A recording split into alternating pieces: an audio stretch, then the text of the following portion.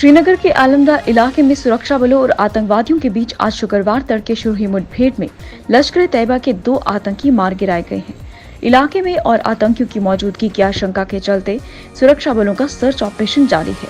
हालांकि सुरक्षा बलों ने मारे गए आतंकियों के शवों को अपने कब्जे में ले लिया है। मुठभेड़ स्थल से हथियार भी बरामद हुए हैं। सुरक्षा बलों ने आतंकवादियों पर फायरिंग शुरू करने से पहले उन्हें आत्मसमर्पण करने का मौका भी दिया था, परंतु उन्होंने हथियार डालने से इनकार कर दिया। जम्मू संभाग में बिजली की अघोषित कटौती से अब काफी हद तक निजात मिलेगी। उपराज्यपाल मनोज सिन्हा ने वीरवार को 44.14 करोड़ रुपए की लागत से 35 विद्युत परियोजनाओं के विस्तारीकरण का जम्मू के बाहरी क्षेत्र घरोटा के बर्न इलाके में स्थित ग्रिड स्टेशन से उद्घाटन किया। इससे करीब 367 मेगावाट की क्षमता बढ़ी है। इन परियोजनाओं के विस्तारीकरण से जम्मू, कठुआ, सांबा, उधमपुर, रियासी, राजौरी और पुंछ जिले को भी लाभ होगा। उपराज्यपाल ने कहा कि हमारी कोशिश है कि प्रदेश में लोगों को 20 से 22 घंटे बिजली मिले। अगले 4 से 5 साल में बिना कटौती वाली बिजली के लिए अतिरिक्त 3,498 मेगावाट बिजली का उत्पादन किया जाएगा। उपराज्यपाल मनोज सिन्हा ने वीरवार शाम को राजकीय मेडिकल कॉलेज के नए इमरजेंसी ब्लॉक का उद्घाटन किया। 100 बिस्तरों की क्षमता वाले इस ब्लॉक के खुलने से मरीजों को राहत मिली है। वहीं उपराज्यपाल ने कंग्याल में भी 50 बिस्तरों की क्षमता वाले राजीव गांधी अस्पताल का भी उद्घाटन किया। उन्होंने कहा कि इससे स्वास्थ्य सेवाएं और बेहतर होंगी। जेएमसी के इस नए इमरजेंसी ब्लॉक का निर्माण 4 साल पहले 2017 मेडिकल काउंसिल ऑफ इंडिया के निर्देशों के बाद शुरू हुआ था। इस ब्लॉक को शुरू करने का लक्ष्य 2019 रखा गया था, लेकिन काम पूरा न होने के कारण लगातार इसके उद्घाटन को लेकर देरी होती रही। आतंकी राजनीतिक गठजोड़ मजबूत बनाने और आतंकियों की विभिन्न प्रकार से मदद करने के आरोपित पीपल्स डेमोक्रेटिक पार्टी की युवा इकाई के अध्यक्ष वहीद और रहमान बरा की जमानत याचिका वीरवार फिर से खारिज कर दी। बीते 5 माह में दूसरी बार उनकी जमानत याचिका रद्द हुई है। अलबत्ता अदालत ने उनके खिलाफ दायर आरोप पत्र पर शुक्रवार को सुनवाई का फैसला किया है। बरा पीडीपी अध्यक्ष और पूर्व मुख्यमंत्री महबूबा मुफ्ती के करीबी माने जाते हैं। जम्मू कश्मीर में कांग्रेस की सियासी निष्क्रियता को भंग कर नया स्टार्टअप देने के लिए पार्टी के प्रदेश प्रभारी रजनी पाटिल ने बैठकों का सिलसिला जम्मू से शुरू कर दिया है।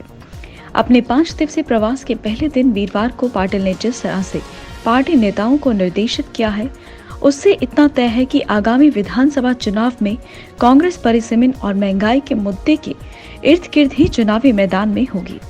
वीरवार को प्रेस कॉन्फ्रेंस में भी पार्टी ने केंद्र सरकार को महंगाई को लेकर ही आड़े हाथों लिया है। विश्व प्रसिद्ध स्की रिजॉर्ट गुलमर्ग में अब सप्ताहांत के दौरान स्थानीय नागरिक पिकनिक मनाने नहीं जा सकेंगे।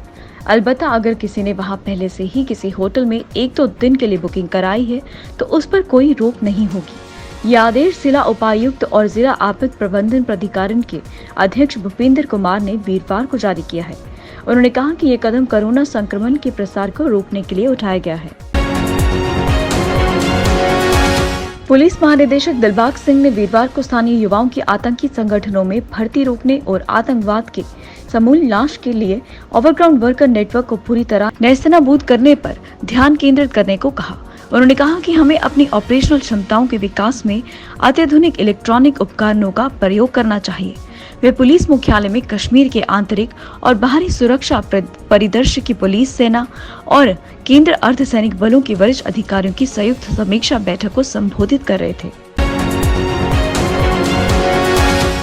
उत्तरी कश्मीर में झेलम किनारे स्थित ओल्ड टाउन बारामूला में शहीद मकबूल शेरवानी की कब्र और स्मारक के जीर्णोद्धार का काम वीरवार पूरा हो गया। इस अवसर पर सेना ने शहीद को श्रद्धांजलि अर्पित की। इसके बाद स्मारक को आम लोगों के लिए एक बार फिर खोल दिया गया। शहीद मकबूल शेरवानी वही शख्स है जिन्होंने 1947 में कश्मीर पर कब्जा करने के घुसे पाकिस्तानी सैनिकों को बारामूला से आगे बढ़ने से रोका था।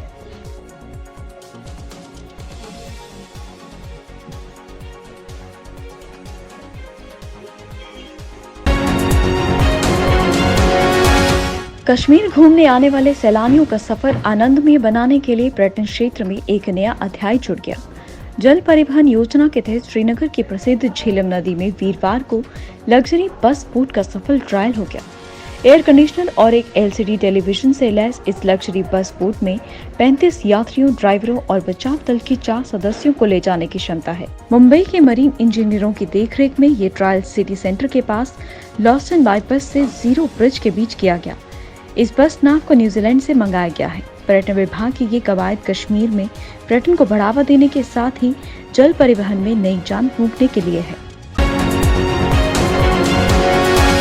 बदलते कश्मीर में सेना की स्वर्णिम विजय मशाल को लेकर लोगों में उत्साह है। वीरवार को श्रीनगर में विजय मशाल के सम्मान में हुए कार्यक्रमों में कश्मीर के निवासियों ने सेना के साथ मिलकर तिरंगे लहराए। गत बुधवार बादाकी बाग पहुंची विजय मशाल को वीरवार श्रीनगर के कई हिस्सों में ले जाया गया। इन कार्यक्रमों में श्रीनगर के स्थानीय वासियों के साथ एनसीसी कैडेटों, गैर सरकारी संस्थाओं से जुड़े लोगों के साथ कई पूर्व सैनिकों ने भी हिस्सा लिया।